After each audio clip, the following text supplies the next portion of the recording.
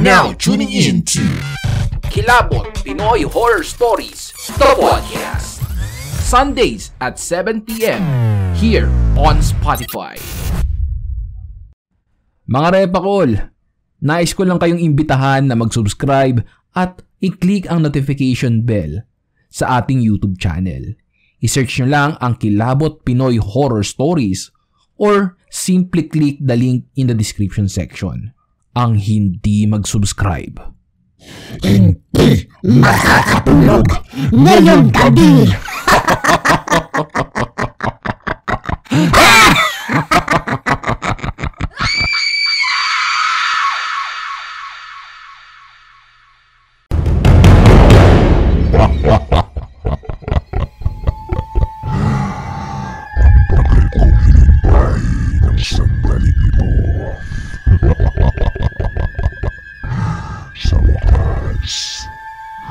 Sa wakas ay nakita mo na rin ako.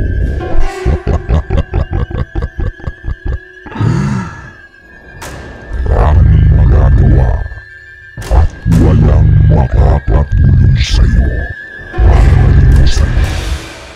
Ang gagawin ko ay kukunin ko ang kaluluwa mo at isasama ko sa impyerno.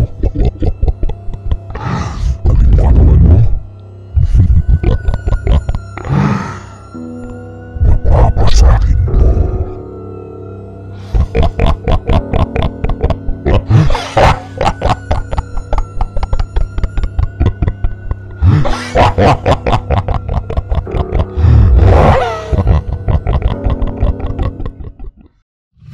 Sa pagsabit ng gabi at pagbigkit ng iyong mga mata, lagi mong itatanong, ligtas ka ba?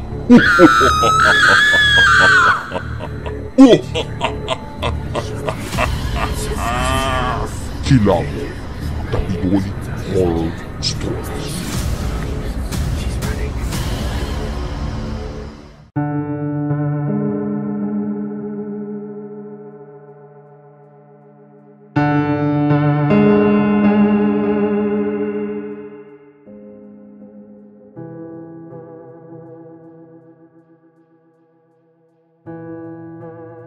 Magandang araw po sa inyo, Kuya Totoy.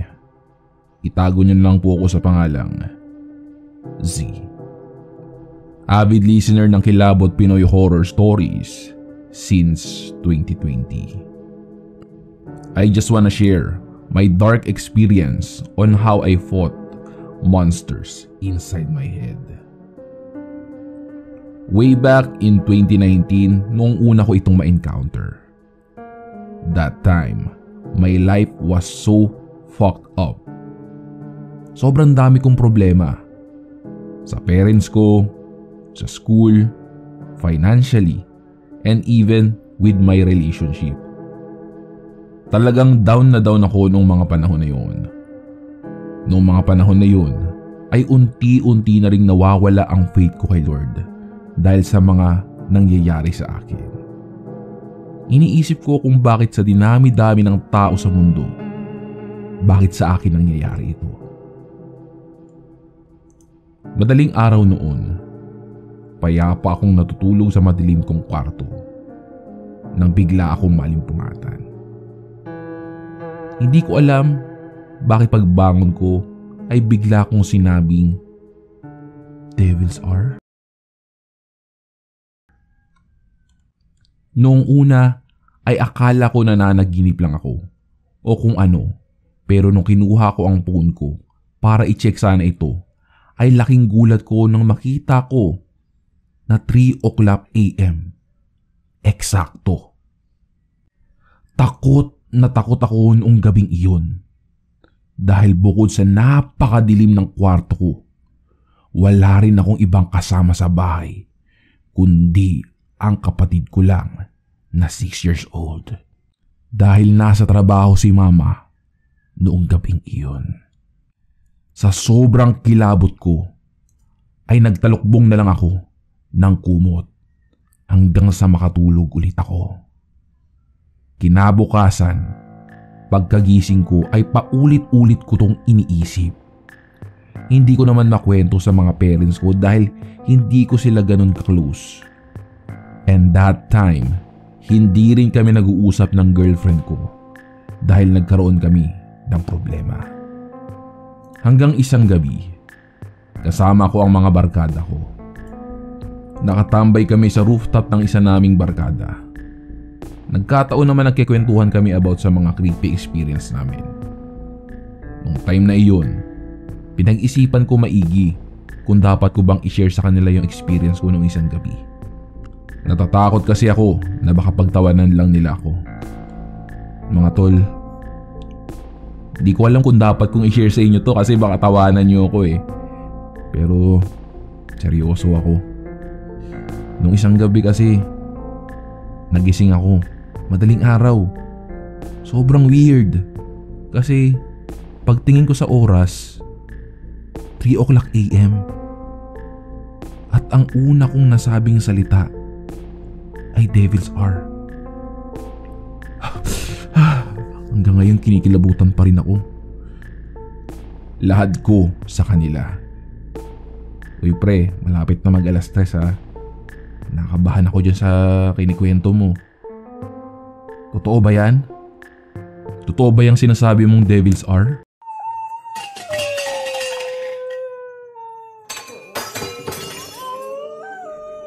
Pagkatapos ulitin ng kasama ko ang salitang Devil's R, ay biglang umalong ng napakalakas ang mga aso at nakarinig kami ng mga ingay sa paligid.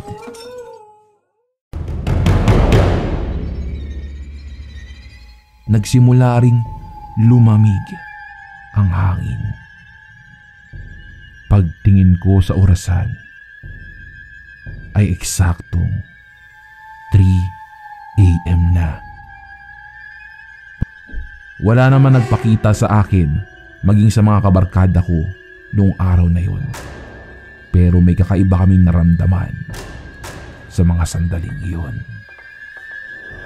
Kung kaya naman ay nagkayayaan ng umuwi. Mga pre, una na ako ah. Hinahanap na kasi ako ng mama ko eh. Baka sarahan ako ng gate nun. Baka sa bintana naman ako dumaan. O sige pre, una na ako ah. Nauna nang umalis si Joel at nagsunura na rin ang iba pa naming mga katropa. Ilang linggo lang ang nakalipas ay may unexpected na naman na nangyari sa akin. Buti na lang, nung time na yon ay nasa bahay si mama. Naalimpungatan ulit ako ng hating gabi. Nagtataka ako dahil may mahapdi sa ulo ko. Pero hindi ko alam kung bakit. Umamot ako, pero mas lalo siyang sumakit. Kinuha ko yung phone ko para ilawan sana. At laking gulat ko nang makita ko na puro dugo ang kamay ko.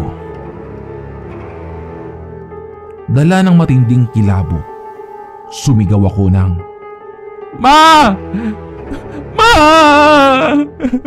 Ma, may dugo! Ma!" Dali-dali namang pumunta si mama sa kwarto ko para tignan ako. Nung binuksan yung ilaw, nagulat siya dahil puro dugo yung kamay at unan ko. Agad naman niyang chinek ang ulo ko at nagulat kami dahil may sugat ako sa ulo. Chinek rin niya ang hinihigaan ko kung may matigas na bagay ba akong nahigaan, pero wala naman. Wala rin namang mga daga sa bahay namin. Kaya nakakapagtaka kung bakit sa gitna ng madaling araw ay bigla akong nagkaroon ng sugat sa ulo. Matapos na hugasan ni mama ang sugat sa ulo ko, bumalik na ako sa kwarto ko para matulog na sana ulit. I-check ko lang sana ang phone ko, pero kinilabutan ako nung makita ko 3 o'clock a.m. Eksakto noong gabing iyon. Noong mga panahon na ito ay takot talaga ako. Kaya dinalasan ko na lang ang pagdarasal. Sa awa ng Diyos ay unti-unti naman siyang nawala. Fast forward 2022. After pandemic, unti-unting nagbago ang pagkatao ko. Napakamasayahin kong tao noon. Mahilig akong makipag-socialize sa mga tao. And I love going out with my friends. Pero after ng sunod-sunod na lockdown, napansin ko sa sarili ko na nag-iba ako. Naging loner na ako. Nasanay akong mag-isa na lang. Walang kinakausap at palaging nakakulong sa madilim at tahimik kong kwarto. May nakapagsabi pa nga sa akin na naging introvert daw ako. Hindi ko alam kung bakit. Iniisip ko na baka naging effect lang yun ng pandemya sa akin. I didn't even realize that the demons are back once again. March 2022. The first 3 months of 2022 have been tough for me. Hindi ako nakapag-aral. Hindi rin ako nakapasa sa work na ina-applyan ko. I was so worried about my future. Nalulungkot ako kasi napag-iiwanan na ako ng mga kabatchmates ko. 2 beses na kasi ako nag-stop ng pag-aaral ko before. At pangatlo na ngayon. Nalulungkot ako para sa sarili ko kasi nakikita ko yung mga kabatchmates ko na unti-unti nang naaabot nila ang mga pangarap nila sa buhay. Habang ako, eto, hindi alam ang gagawin sa buhay ko. I'm stuck. I'm stuck in the middle of nowhere. Bigla akong nakahiligan ng mga heavy metal music. Darkness. Nagsisave ako ng mga picture ng mga demon sa phone ko. Ewan. Basta anything na related sa demonic stuffs. Bigla akong nakahiligan.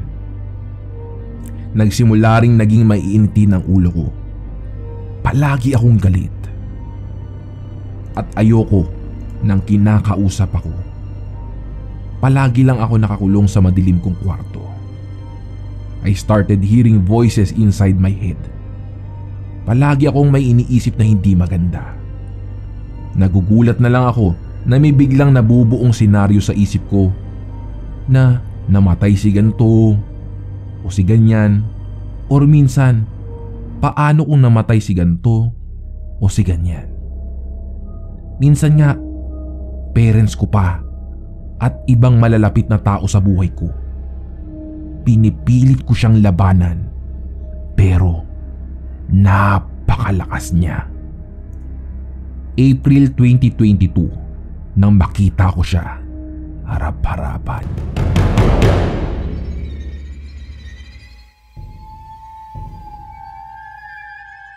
Bigla na lang akong nagising nung nasa harap na siya ng pagmumukha ko.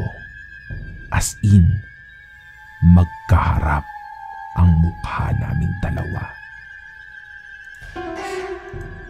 Yung mukha niya ay parang kalabaw na may matalas na ngipin. May malalaking sungay, kulay itim.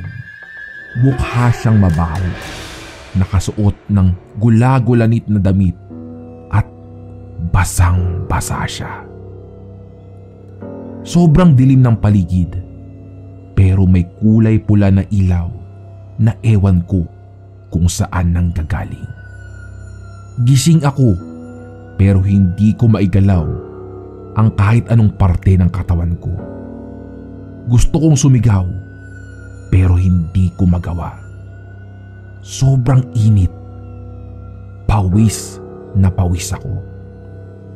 Nakakahiya sabihin pero sa sobrang kilabot ko ay naihi ako.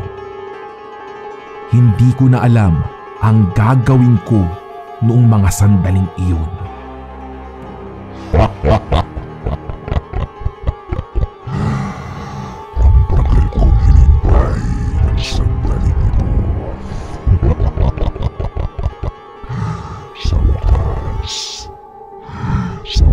Sa'y nakita mo na rin ako.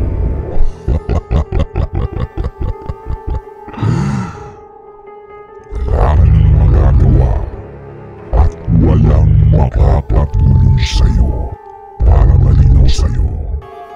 Ang gagawin ko ay kukunin ko ang kaluluwa mo at isasama ko sa impyerno.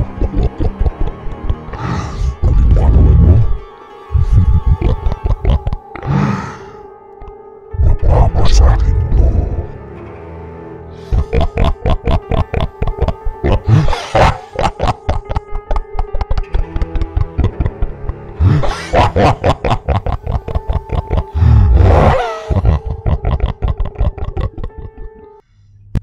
Sinubukan kong pumikit pero nakikita ko pa rin siya sa isipan ko.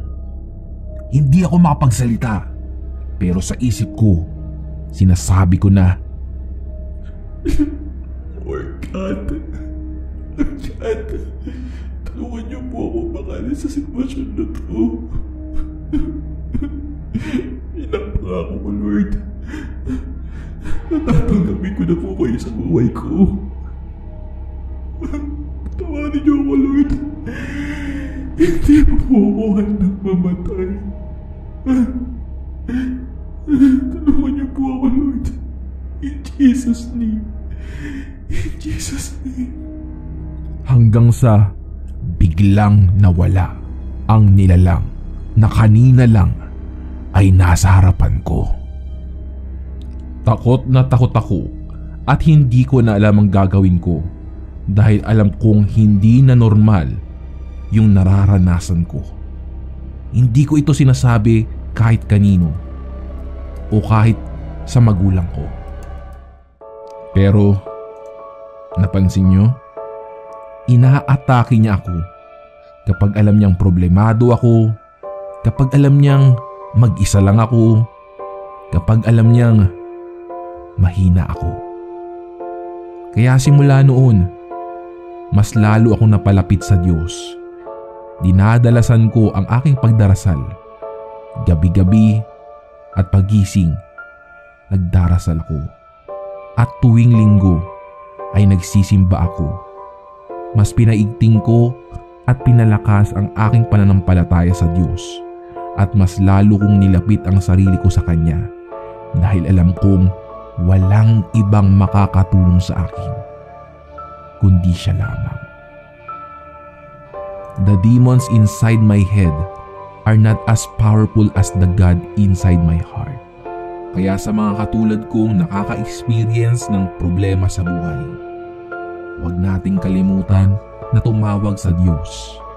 Ilapit natin ang sarili natin sa Kanya at hindi niya tayo pababayaan. Gagabayan at aalagaan tayo ng Diyos hanggang sa maghilom ang mga sugat ng panahon.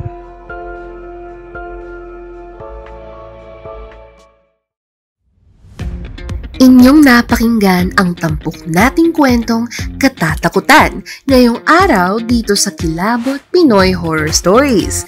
Kung ikaw mismo ay mayroong nakakapanindig balahibong kwento, maaari mo yang ipadala sa aming Facebook page. I-search lang ang Kilabot Pinoy Horror Stories. O pwede rin sa pamamagitan ng email sa kilabotstories2021@gmail.com.